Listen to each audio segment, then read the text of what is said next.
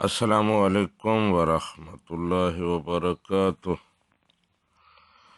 ایک صاحب نے سوال بھیجا ہے، کہتے ہیں میں نے سعودی عرب میں کئی لوگوں کو دیکھا ہے کہ وہ مسجد میں آتے ہیں، وہاں کوئی دوسرا صاحب فرض پڑھ رہا ہے تو اس کے کندھے پر ہاتھ رکھتے ہیں، پھر اس کے دائیں طرف کھڑے ہو کر اس کی اقتداء میں نماز شروع کر دیتے ہیں، اس کو امام بنا لیتے ہیں اور خود مقتدی بن جاتے ہیں۔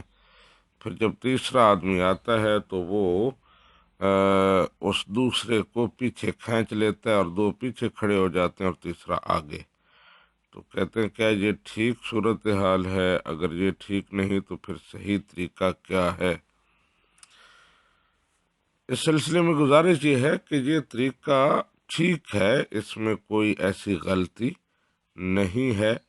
یہ بھی ٹھیک ہے کہ کوئی فرض پڑھ رہا ہو تو آپ اس کی اقتداء کر سکتے ہیں، جماعت کا ثواب حاصل کر سکتے ہیں۔ اور پھر یہ بھی شرعی مسئلہ ہے کہ ایک آدمی اگر امام کے ساتھ ہو تو وہ امام کے ساتھ رائٹ سائڈ پر اس کے برابر میں کھڑا ہو، اس طرح کہ جہاں امام کی ایڑیاں ہوں، ہیلز ہوں، وہاں اس کے پاؤں کے پنجے ہوں، یعنی آدھا پاؤں اس کے ساتھ میں ہو اور آدھا پیچھے ہو اس سے، اس طرح کھڑا ہو۔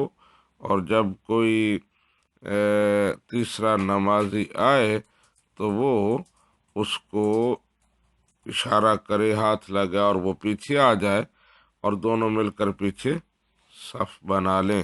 اور اگر پیچھے جگہ نہ ہو تو امام آگے موو ہو سکتا ہے، اگلی صف میں چلا جائے اور دو مقتدی پیچھے کھڑے ہو جائیں۔ تو یہ بالکل ٹھیک طریقہ ہے، اس طرح کر سکتے ہیں۔ ھذا ما ظہر لی واللہ ورسولہ اعلم بالصواب۔